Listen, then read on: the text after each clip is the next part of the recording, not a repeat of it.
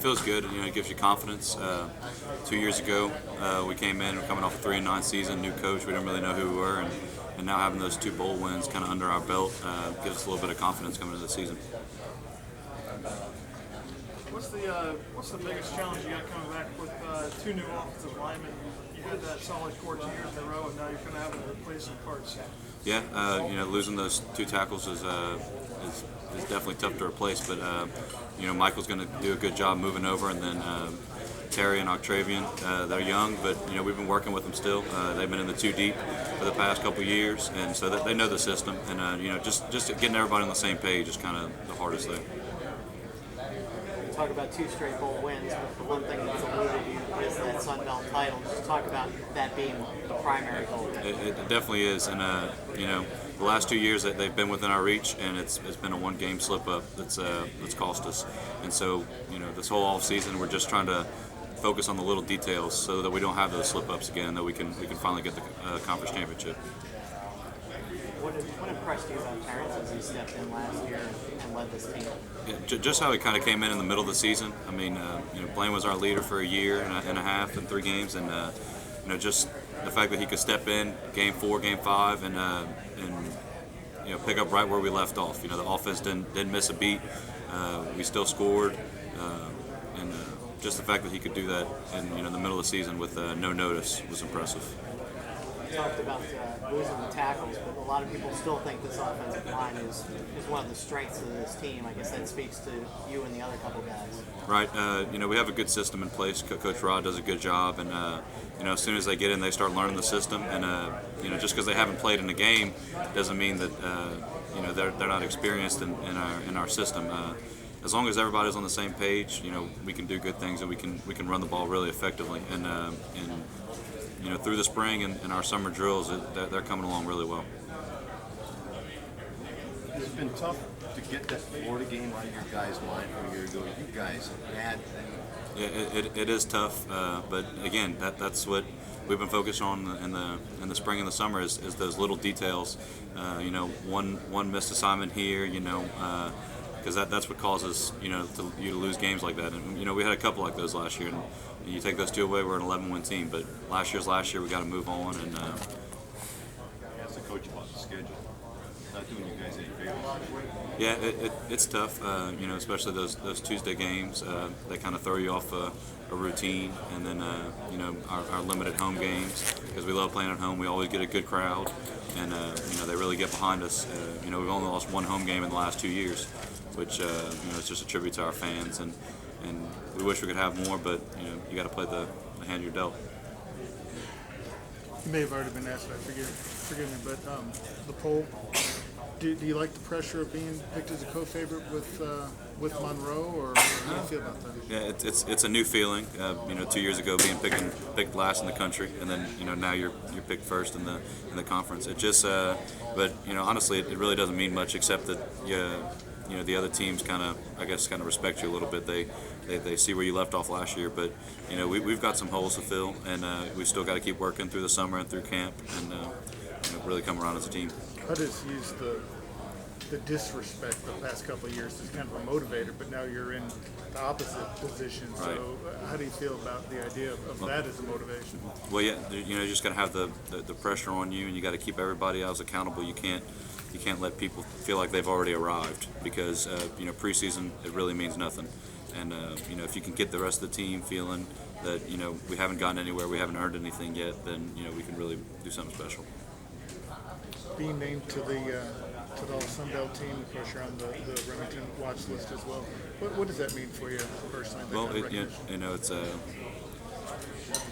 it's an honor, definitely, but it's really a tribute to our success.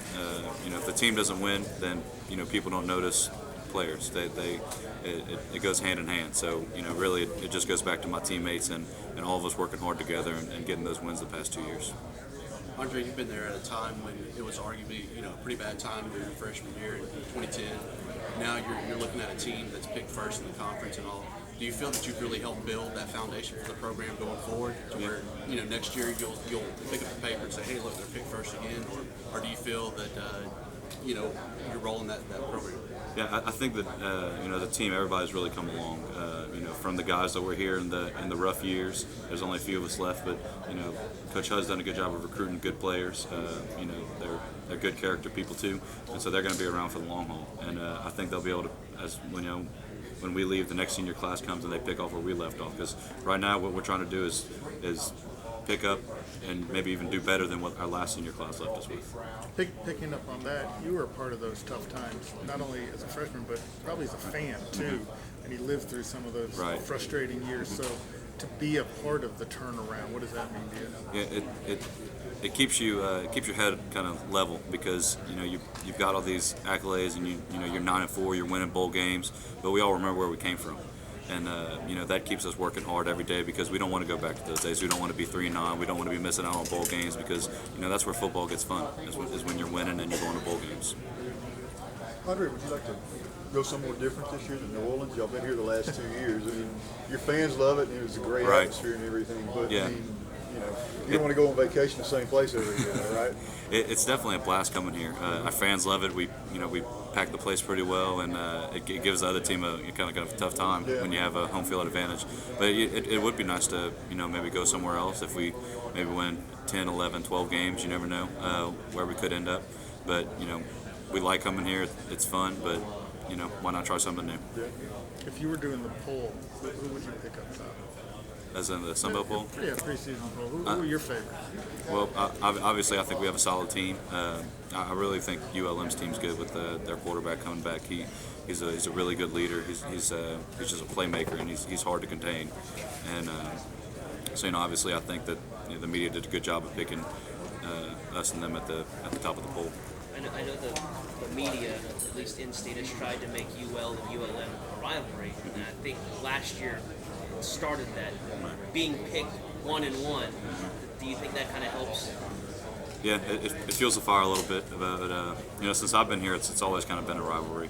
They're always close games, and I think it started definitely 2 years ago when we came back in the last 2 minutes and came on top. I feel like they felt like they got robbed, and then obviously last year coming on top, and I think both of us top picks. It should be a good game again. I know every year we're talking preseason polls. It's preseason. It doesn't matter. But being picked first, does it matter, or do you still hold the same kind of mindset? You do want to have the same mindset as that. You haven't arrived anywhere. It's the preseason. Nothing's happened. It's all up in the air. Anything can happen, kind of attitude. But just to be picked number one, it is a good feeling. Especially coming from the 2010 season, being 3-9, and then being picked last in the country the next year. It does give you a good feeling, like you've kind of accomplished something, and you're developing. But we all remember where we were 3 years ago, not being in a bowl game and those kind of things. So I think that kind of fuels us to work harder every day and to continue to get better. How much does that really fuel at least the seniors being part of that 3-9 team and having that, and then having an opportunity these last 2 years to go to bowl games, but a chance this year to accomplish something probably no UL team has ever done? I think the toughest part is trying to relay the message to the younger players who haven't been here. They got here. As soon as they get here, they get a bowl ring. Next year, they get another bowl ring. It's kind of like they don't understand what it was like. So, definitely the senior class knows what it's like to feel like that, and it really does help push you, especially when these preseason rankings come out, and you're ranked number one. Well, it really doesn't matter, because we were ranked number 120, and look what happened. So you really can't pay much attention to that. When you walked in the building today, were you ready to play another bowl game, or did it feel weird not being able to? We do love it here. It is fun, and just kind of looking out on the field and seeing the goalposts and everything. It brings back those memories. I feel like the other day we were here playing East Carolina.